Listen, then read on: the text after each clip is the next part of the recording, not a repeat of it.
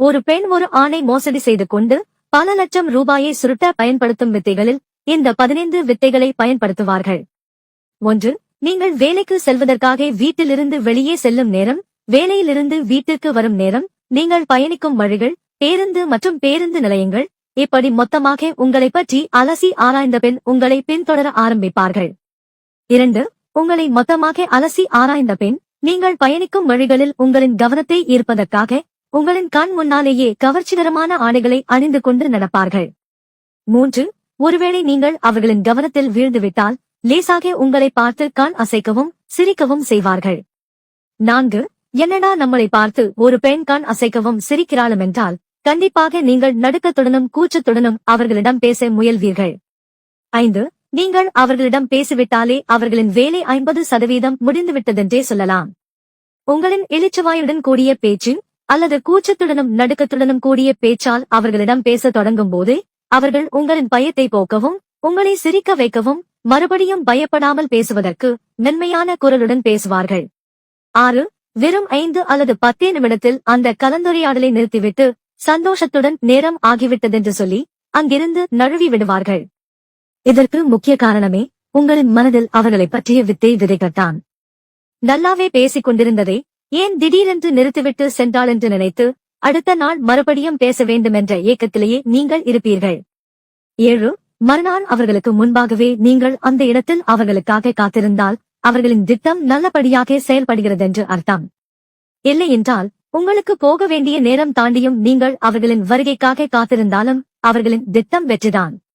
அன்று சந்திக்கும் வேளையில் முந்தைய நாளை விட ஜாலியாக கலந்துரையாடி நீங்கள் கேட்காமலேயே அவர்களின் மொபைல் நம்பரை கொடுப்பார்கள். முடிந்த அளவிற்கு நீங்கள் கேட்கும் வரைக்கும் காத்திருப்பார்கள்.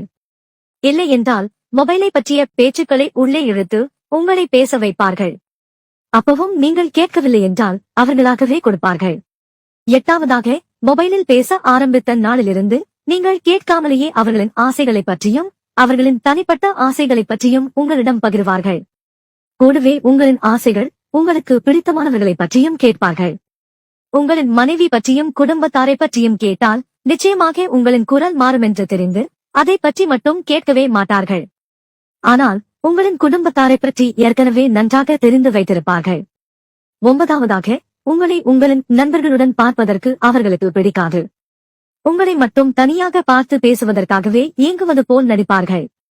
ஏனென்றால் அவர்களின் திட்டத்தின்படி உங்களின் நண்பர்களோ அல்லது வேறு நபர்களோ உங்களுக்கிடையில் வரவே கூடாது. அதை அவர்களின் கண்களிலும் அவர்களின் பேச்சுகளிலும் வெறுப்புடன் காட்டுவார்கள். 10. நீங்கள் அன்றைய தினம் அவளை பார்த்து பேசியிருந்தாலும் தூங்குவதற்கு முன் அவர்களாகவே குட் நைட் மற்றும் ரொமான்டிக் மெசேஜ்களை அனுப்புவார்கள். இப்படியே படிப்படியாக அவர்களின் காதல் வலையில் உங்களை சிக்க வைப்பார்கள். 11. நேரடியாக பார்த்து பேசும்போதும் மொபைலில் பேசும்போதும் அடிக்கடி ஏன் நாங்கள் சந்திப்பதற்கு இவ்வளவு காலம் எடுத்துக்கொண்டதென்றும் மெதுவாக அவர்களின் வாழ்க்கையில் உங்களை போன்ற ஒருவரை சந்தித்ததே இல்லை என்றும் கூறுவார்கள். 12. இப்படியே நன்றாக பார்த்து பேசியும் மொபைல் வழியாக பேசுபவர்கள் திடீரென்று தலைமறைவாக்கி விடுவார்கள். அல்லது மொபைலில் அழைக்கும் போது உங்களின் அழைப்பை எடுக்காமலும் துண்டித்தும் விடுவார்கள். ஏனென்றால் இதையே ஒரு காரணமாக காட்டி தன்னோட அம்மாவிற்கு உடம்பு சரியில்லை என்றும் அல்லது வேறு காரணத்தை காட்டி பணத்தை கடனாக கேட்பார்கள்.